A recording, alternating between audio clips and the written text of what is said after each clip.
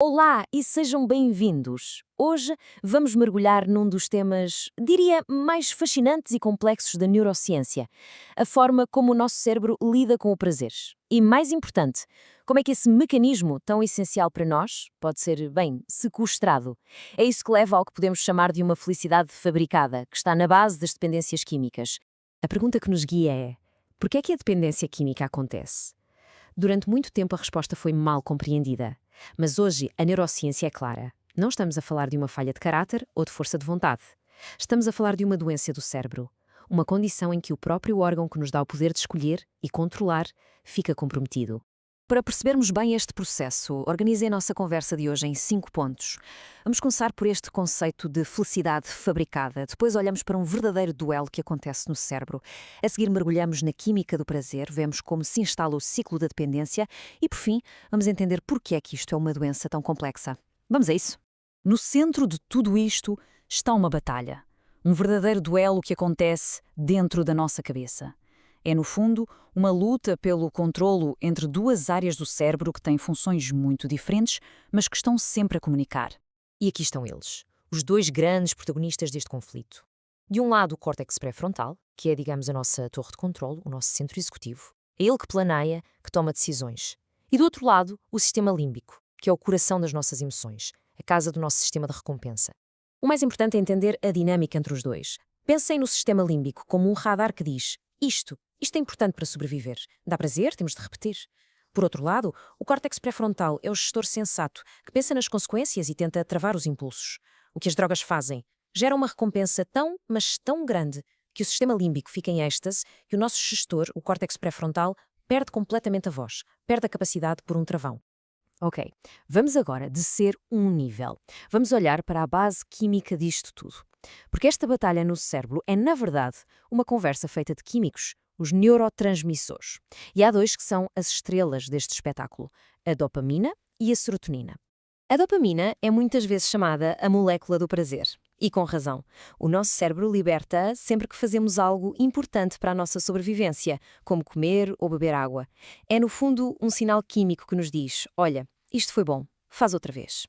É um mecanismo de aprendizagem absolutamente fundamental. E aqui temos uma distinção que é absolutamente crucial.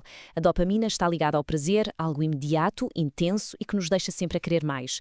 Já a felicidade está mais ligada à serotonina, a um estado de bem-estar mais calmo, mais duradouro, que não vicia. É a diferença entre o pico de comer fast food e a satisfação de uma boa caminhada ao pôr do sol. E aqui está o busilis da questão. As drogas não criam nada de novo. Elas sequestram, manipulam um sistema que já cá está. A cocaína, por exemplo, o que é que faz? Impede que a dopamina seja limpa do espaço entre os neurónios. O resultado? A dopamina fica lá a atuar durante muito mais tempo, criando uma onda de prazer que é muito maior do que qualquer coisa natural. E é este desequilíbrio que abre a porta à compulsão. Como podemos ver aqui nestas imagens, apesar de ambos estarem ligados à recompensa, os seus circuitos no cérebro são diferentes. As drogas de abuso atacam principalmente o circuito da dopamina, o do prazer, da motivação. E é por isso que desregulam todo o delicado equilíbrio do cérebro. Quando o cérebro é bombardeado constantemente com estes níveis anormais de dopamina, ele não tem outra opção, senão adaptar-se. E é precisamente nesta adaptação que começa a tragédia do ciclo da dependência. Vamos ver como é que isto acontece. Este ciclo tem 3 sinais muito claros. Primeiro, um desejo incontrolável, o famoso craving. Segundo, a perda de controlo. A pessoa simplesmente não consegue parar. E terceiro, um fenómeno de adaptação. O cérebro, para se proteger, começa a diminuir o número de receptores de dopamina. Isto leva à tolerância. Ou seja, é preciso cada vez mais droga para sentir o mesmo efeito inicial. E a fissura é a prova de como o nosso cérebro aprende depressa. Ele não associa o prazer só à droga. Associa-o a tudo que está à volta. Os sítios, as pessoas, até o estado de espírito. E estes pormenores tornam-se gatilhos que, sozinhos, já disparam o sistema da dopamina e criam uma necessidade, uma vontade de consumir que é quase impossível de ignorar. Se tudo isto fosse só uma questão de química, talvez a solução fosse mais simples, mas não é. A dependência é uma doença de uma complexidade enorme, que vai muito, mas muito para além dos neurotransmissores. A melhor forma de pensar nisto é mesmo como um puzzle. Não há uma causa única, uma só peça. A vulnerabilidade de uma pessoa à dependência é o resultado da combinação de muitas peças diferentes. Os especialistas chamam a isto o modelo biopsicossocial, que é uma forma de reconhecer que há muitos fatores em jogo. E estes fatores de risco podem ser divididos em três grandes áreas. Temos os biológicos, como a genética, os psicológicos, como a dificuldade em lidar com o stress ou com a frustração, e, claro, os sociais, como o ambiente familiar, os amigos ou a facilidade de acesso às drogas. É a combinação de tudo isto que dita o risco de alguém desenvolver esta doença. Esta citação resume tudo na perfeição.